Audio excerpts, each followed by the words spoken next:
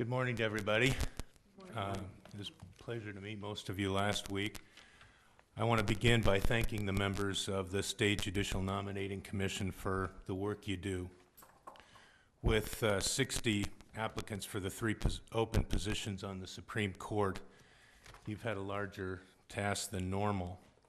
I think the public deserves to know how well they are served by the hard work that you and our district nominating commissions put into the process of selecting qualified applicants to submit to the governor for open judicial positions. This is the first time I have experienced the process firsthand as an applicant, and I cannot emphasize enough how impressed I am with the professionalism of the process and with the time, the seriousness, and thoroughness of your efforts to determine which candidates will best serve our judicial system with competency and integrity. As an applicant, I've been enriched by the process. I would hate to see any legislative attempt to change the Iowa system of selecting judges.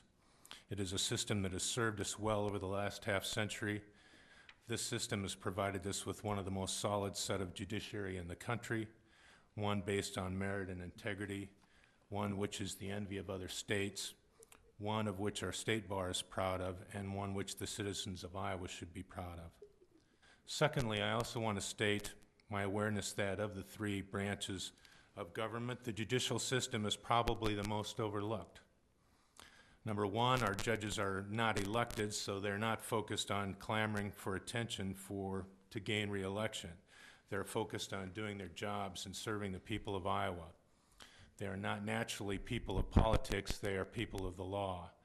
They work hard to stay above the fray, to put aside any personal likes or dislikes, and interpret and apply the law to the facts of all cases in order to accomplish justice for all who come before them. Number two, people hope they don't have to come before the system of justice and may prefer not to think about it.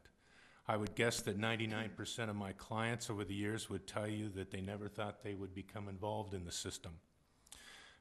And I would guess that the same percentage, once in need of the system, would admit that they were thankful for the system of justice we have. I hope our citizens understand that we have an amazing judicial system, one that needs to be cherished and protected. It is vital to the conduct of our business and the protection of our rights and freedoms. I think our citizens who have had the opportunity to serve as jurors have gotten a glimpse of how good our system is and appreciate it. Our attorneys certainly know how good our judicial system is and are aware of how important it is to keep it operating smoothly and efficiently. Our judicial system is vital for the enforcement of the laws that our legislature enacts for our protection. Our courts serve many functions to protect our families and children in a whole range of domestic issues. Our courts give guidance to our governmental bodies, our towns, counties, and state agencies. Our court system is vital for the business and commerce. It serves to ensure the proper protection and transfer of real and personal property, to help resolve contract disputes, and to give those hurt or damaged by others the opportunity for recompense. Our courts are outlets for the peaceful resolution of disputes, and they serve a key pressure release outlet for society. Most of all, they protect our rights and freedoms. Over the last 10 years, our courts have suffered the strains that all Iowans have experienced with our economic downturn. Our district court judges are now overworked with the duties that come with their position. Our district court judges have lost court reporters who are vital to the facilitation of their duties as judges and who are vital to the conduct of our criminal and civil trials. Our clerks of courts and court administrators are burdened with more work and less people and resources. Some symptoms of our strained court system are longer time periods to get to trial, delayed or missed rulings on pretrial motions that are often important for the facilitation of early settlement of claims, the interruption of trials for lack of court reporters or court services. The effects of delays in the timely resolution of claims are additional costs to the litigants and ultimately denial of access to some citizens and businesses because of the rising costs and delays. While I marvel at the ingenuity and attitude of most judges, clerks, of court and court administrators who work creatively to try to handle these greater workloads with reduced resources, I cannot ignore the strains these constraints have caused our judges and our court personnel. The resulting strain in the system, revealed in an increasing number of breakdowns, have been a growing concern of mine over the past few years. It is these concerns that have prompted me to risk putting aside a nice law practice and offer my hand to serve on the Supreme Court of Iowa. If selected to serve on the court, it would be my goal, number one, to faithfully serve as a justice in hearing the cases brought before the court, applying the law to the facts and issues of each case, and working with my fellow justices to reach the appropriate decision under law, at all times maintaining the integrity of the court and all who come before it. Number two, to faithfully serve as a justice in striving to oversee an efficient administration of our court system, never forgetting that this is a system of people serving the citizens of Iowa to the best of their ability. Our judges and court personnel are deserving of as much support as our court can reasonably supply. Number three, my goal would be to improve communication between the court and the public and between the court and judges and court personnel in order to enhance the ability to accomplish goals number 1 and 2.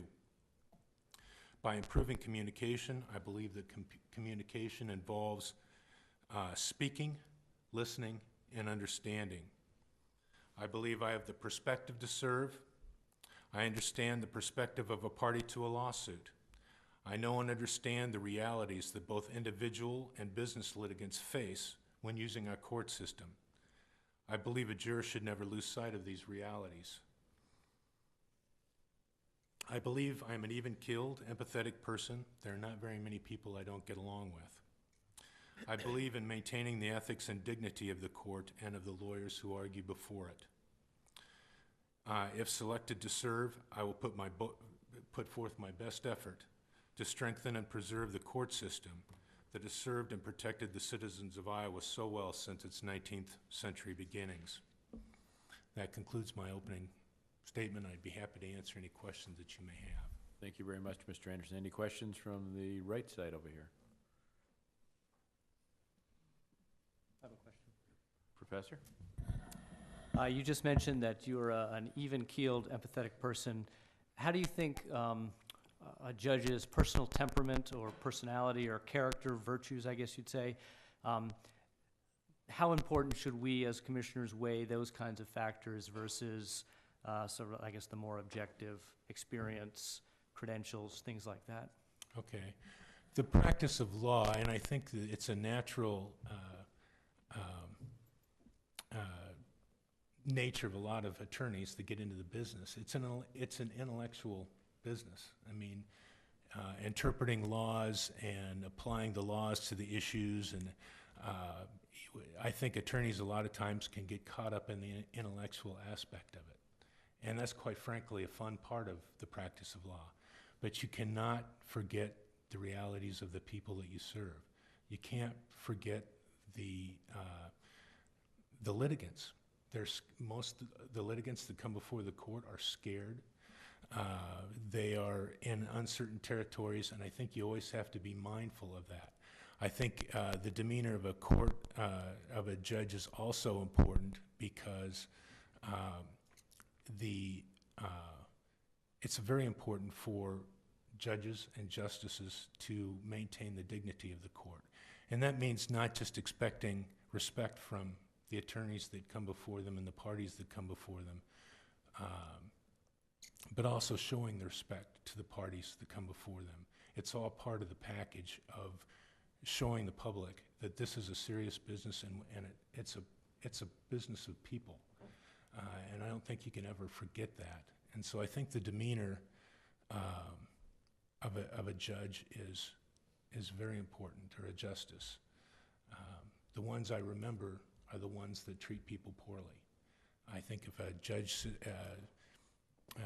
does their job well, they're part of the system and part of the court, and they make people feel comfortable within the court. And I think the court system works better under those circumstances with more dignity. Any other questions down there? Mr. Fitzgibbons. Thank you, Steve. Mr. Anderson, I noted with interest that you may be a bit unique in the with respect to the fact that you're an authorized mediator and you've been trained and you have certification by the International Academy of Dispute Resolution. I don't know that too many of the people that are coming to see us have that experience, that knowledge, that training. And you spoke to access to justice, access to the Supreme Court. I'm just curious, in the federal system, there are some mandatory mediation requirements, both at the district court level and, as I've found, unfortunately, when I've lost a case in federal court, at the circuit court level. I'm curious if you think that having some form of mandatory mediation within our Supreme Court would expedite the resolution of disputes. At the Supreme Court level or at a lower level? To mediate an appeal. Mediating an appeal. You know, it could work. It's actually something I've never thought of. I know that mediation is, I've heard that Polk County has a fairly successful mediation system for family law, which is very successful. And the thing about mediation, which should be thought of well at any level, is that mediation gives control of the results of the process to the people that are involved. And I've never thought of a mediation at the at the appellate level, but it's not necessarily a bad idea, because at that stage, people have gone through a trial. They've probably felt that they've either been treated correctly or incorrectly, depending on the result of it. And they've also had the benefit of experiencing, when you're a litigant in a courtroom, I don't care who you are, there's a profound feeling of lack of control of the system if you're an actual litigant. And the beautiful part of mediation is that it gives people control. And it gets people into a room where they can express their core feelings. And when you give people a little bit more control, people tend to be more rational about what they want to do and can say, well, let's resolve it this way. It's not a bad idea, and I've never thought of it, but that would be it. I think it would work. Sergeant. Dixon. Mr. Anderson, as you know, I come from the eastern side of the state, Davenport, and I know you're somewhat close, Black Hawk County. If you could, I sort of have a two-part question. Speak to the issue of geography in terms of the Commission's concerns. And then if you could also, in your answer, let me know what reception, the comments that you've had from the bar up in Black Hawk County as to that issue. About the geography of who the justices are? Correct. I don't know that I've heard a lot of complaints that, there's no justices from Waterloo or Black Hawk County or anything like that. But I think it is a good idea to keep that in mind in selecting justices, because I know that if I were selected as a justice, I'd stay in the community. And I think it's a value to have the justice to stay in the community, to be a part of the community, and the surrounding area. Right now, I serve most of Northeast Iowa. I'm familiar with a lot of the people in Northeast Iowa, and I would want to be a presence there. And I think that's helpful when, for all sorts of reasons, because as people get angry with judicial shortfalls, if they feel like they've got a voice, if they know that you're not some obscure person or an idea, that you're a real person that can talk to them, and that they feel like they've got someone in their neck of the woods, I think it's something that should be considered. And I think having justices from different aspects of the states areas of the state would be a good idea, quite frankly. Any other questions over there?